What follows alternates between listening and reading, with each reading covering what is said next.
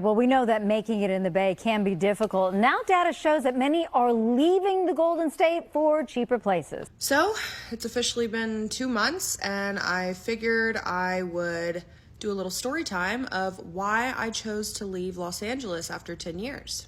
For decades, California has been known as the land of dreams. From Hollywood to Silicon Valley, millions of immigrants from across the world have arrived here, chasing opportunity, stability, and freedom. By 2023, California was home to over 10.6 million immigrants, representing nearly 27% of the state's total population, the highest share of any U.S. state. It was once the ultimate destination for those seeking a better life. But that dream is fading fast. In 2025, a growing number of immigrants are packing up and leaving California.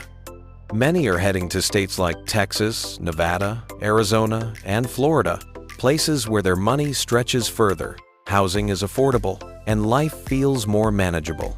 In this video, we're diving deep into the 5 biggest reasons why immigrants are leaving California in record numbers. California's housing market is completely out of control. As of mid-2025, the median home price in the state hit around $905,000, and in places like San Francisco and Los Angeles, that number easily passes $1.3 million.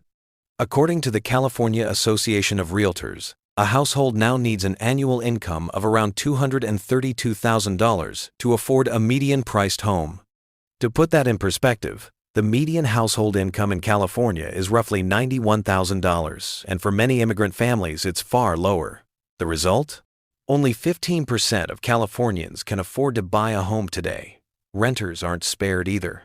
The average rent for a 2-bedroom apartment in Los Angeles is now around $3,200 per month, and in San Jose, it's close to $3,600. Immigrant families often share apartments or houses with multiple relatives just to stay afloat. But even then, most find themselves spending more than half of their income on housing. This constant pressure is forcing many to make a tough decision to leave the state entirely. After all, in Texas or Arizona, that same family could buy a house for less than half the price and pay a third of what they do in rent. Housing was once the foundation of the American dream. Today, in California, it's the biggest reason people, especially immigrants, are walking away from it. Even if immigrant families somehow manage to secure housing in California, the financial battle doesn't stop there. Everything else from groceries to gas costs dramatically more than in most other parts of the country. California's cost of living index sits around 150, meaning life here is roughly 50% more expensive than the U.S. average. Everyday necessities eat away at people's paychecks. Electricity costs about 26 cents per kilowatt hour, nearly double the national average. Gas prices hover around $5.50 per gallon. And a simple trip to the grocery store can cost 30 to 40% more than in neighboring states. For immigrant households that already operate on tight budgets, these higher costs make even basic living feel like a luxury. These expenses have real consequences. When adjusting for cost of living, California has the highest poverty rate in the United States, 18.9%, according to CalMatters. Nearly 1 in 5 adults say they regularly worry about paying their rent or mortgage. Among low-income families, nearly half report they cannot afford enough food. For immigrants, many of whom send money to family members abroad, the strain becomes unbearable. The paycheck that once supported a family now barely covers essentials. Parents cut corners, skip meals, or take on multiple jobs just to keep the lights on.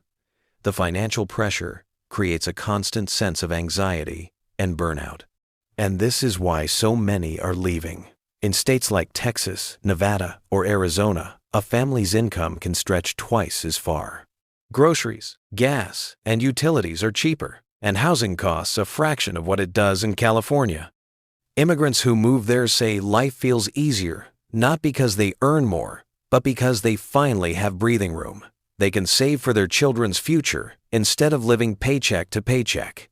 The crushing cost of living has turned California, once seen as a land of opportunity, into a place where survival itself can feel like a full-time job. California's economy is massive, the fifth largest in the world, but not everyone benefits equally. For many immigrants, especially those without advanced degrees or fluent English, job opportunities often lead to low-wage sectors like hospitality, construction, and agriculture. According to the Public Policy Institute of California, immigrants in the state earn 26% less per hour on average than native-born workers. And while costs have soared, wages in these industries have barely budged. The dream of moving up, saving, or starting a business is getting harder to achieve. Automation and stricter labor laws have also changed the landscape. Some sectors that once hired large immigrant workforces like food service, delivery, and small manufacturing are shrinking or relocating to cheaper states. So even as California's economy grows, the growth isn't trickling down to immigrant families the way it used to. Many are realizing that their paychecks go much further in places like Nevada, Idaho, or Texas, where rent is cheaper, taxes are lower, and everyday life is less of a financial grind. In addition, firefighters battling a complex of wildfires in the Sierra foothills sparked by lightning. Now communities are left in ashes. We can't ignore California's growing environmental and insurance problems. The state is beautiful, but it's also dangerous. Wildfires, droughts, and earthquakes are not occasional events anymore. They're part of life. From 1980 to 2024, California experienced $46 billion climate disasters, including 19 major wildfires and 14 severe droughts. And in recent years, the frequency of these disasters has increased sharply. Families in rural or mountain regions live under constant threat of evacuation, property loss, or smoke pollution. The economic side of this crisis is just as bad. In 2025, several major insurance companies, including State Farm and Allstate, stopped writing new home insurance policies in large parts of California. Home insurance premiums in fire risk zones have doubled or tripled in just a few years. The average Californian homeowner now pays over $32,000 per year in hidden costs, from insurance to maintenance and taxes. For immigrant families already stretched thin, that's the breaking point. Many are moving to safer, more predictable states where their homes and their finances aren't constantly under threat. So, what does all of this mean? In 2025, immigrants aren't leaving California because they failed. They're leaving because the system around them has failed.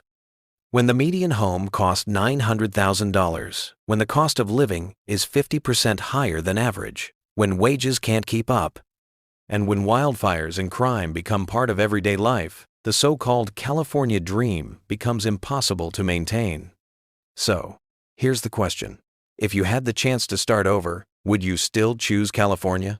Or would you chase your American dream somewhere new?